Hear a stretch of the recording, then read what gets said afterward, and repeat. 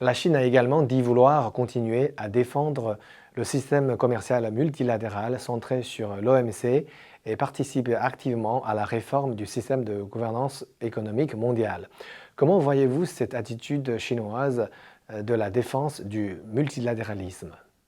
C'est très intéressant, mais en réalité, l'OMC est à l'arrêt. On n'arrive plus à négocier des accords globaux.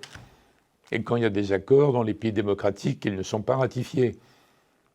Parce qu'il y a beaucoup d'éléments qui concernent l'écologie ou d'autres sujets qui ne sont pas assez présents.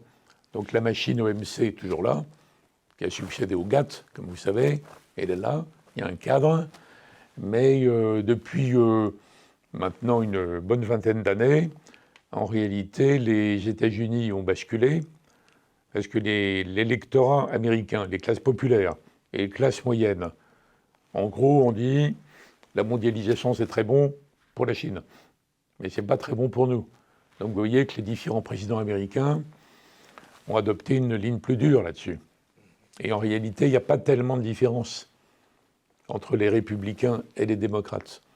C'est même un des seuls domaines où ils sont à peu près d'accord pour avoir une attitude plus ferme avec la Chine.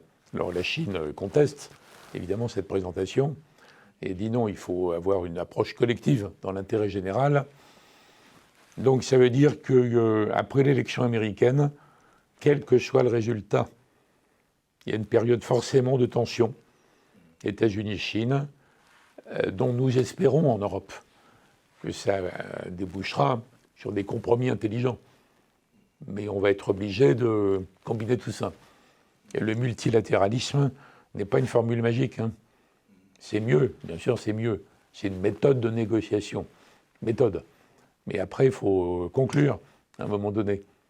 Donc tenir compte des positions des uns et des autres. Donc encore une fois, c'est très bien. C'est des prises de position qui montrent que la Chine est une grande puissance responsable.